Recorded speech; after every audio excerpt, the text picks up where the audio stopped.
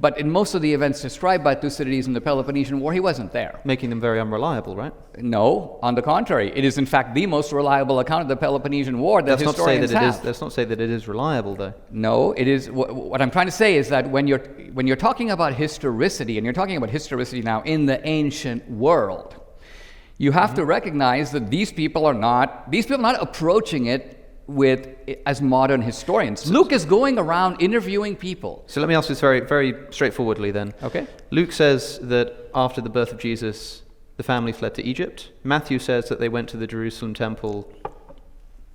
Are they both correct, or is one of them wrong?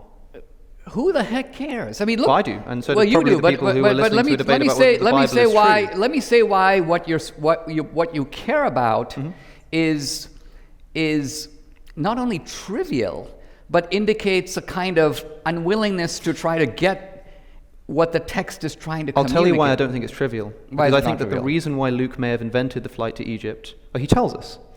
Luke says, when he records the flight to Egypt, and then they return from Egypt, he says, this is so that we can fulfill the prophecy from Hosea chapter 11, out of Egypt I shall call my son. Now, in Hosea, God is talking here about the nation of Israel. At least in this case, unlike the Matthew prophecy, the prophecy actually exists and we can interrogate it. It seems to me like what Luke is doing here is attempting to display Jesus as the fulfillment of the Old Testament prophecy. And in fact, he tells us that that's what he's doing. Therefore, if it is the case that Jesus didn't go to Egypt and didn't come out of Egypt on his return, then this would undermine Luke's attempt to identify Jesus as the Jewish Messiah, fulfillment of the Old Testament prophecy. That's why I think it is relevant. Well, look. And not trivial.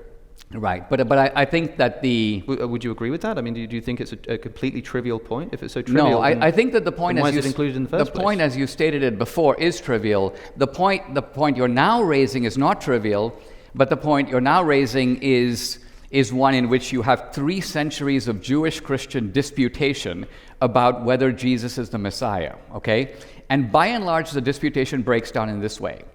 The Jews are the biblical literalists, and the Christians are the sort of metaphorical readers. And I say this because let's take a very famous passage that bears on this very topic, where Jesus is talking about the destruction of the temple. And the Jews go, you said the temple would be destroyed. Now, interestingly, Jesus did say the temple would be destroyed, and the temple was in fact destroyed in 70 AD. In fact, 40 years after Jesus said that, the temple was in fact physically razed to the ground, and the Jews dispersed in a huge diaspora. But my point is, Jesus doesn't reply that. Jesus doesn't say, hey, listen, wait 40 years. Jesus says, no, you're misreading me completely. When I said the temple, I was actually speaking of the temple of my body. Well, he doesn't tell them that. But this is stated. But we're told that that's what he means. We're told that's what he means. So what I'm getting at is, here you have a case where you have an event, you have a Jewish literalist reading and a Christian metaphorical reading. Yep. Another example, and So would you say then the flight to Egypt is a metaphor? Is that what you're trying to say?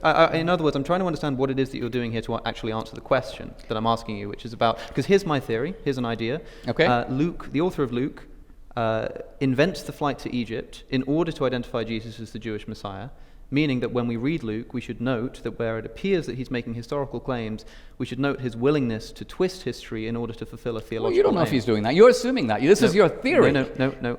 What I'm saying is that that's one thesis to explain the contradiction between Luke and Matthew. If you want to say that it's trivial, then fine, but we still have to explain how it comes about. And what I'm saying is one idea of how this comes about leads to us undermining our trustworthiness of Luke. What I'm asking you for is your explanation that would not lead to us having to undermine the trustworthiness of Luke. I don't have the ability to referee that passage.